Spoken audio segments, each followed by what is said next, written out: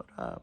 All right, so I've already got the new master and booster combo slid through and the studs partway in through the firewall.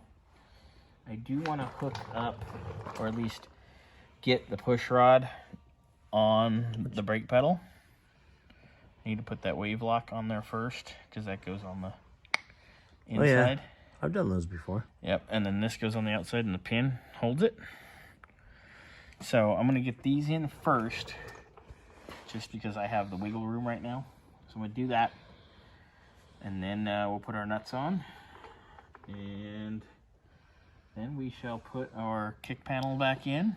And we're done under the dash. And then we can bench bleed. I always bench bleed on the car.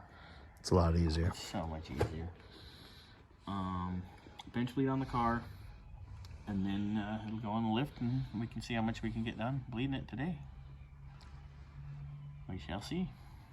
All right, here I go. 1, 2, 3. So, Bobby, how's it going down in there? Well, I got the nuts started with my fingers. That was fun. And then I left it loose so I could slip the push rod on the pedal. So I got that in with the bushing and the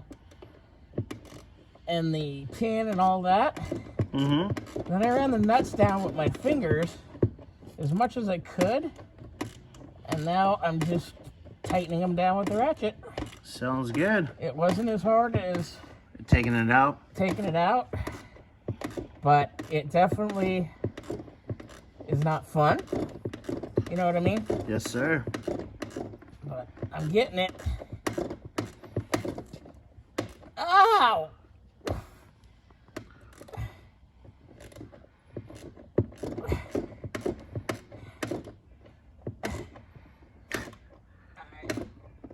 One's tight, bud. One's tight? One's tight. All right, guys. We'll check in with you guys in a little bit. We'll give you the progress. But have not shown the new brake booster, the master cylinder, actually in the car. Nice and so fresh and so clean. Like it says, we got to bench bleed it so the lines aren't hooked up right now. And yeah, all right. Give you guys progress. Keep you informed.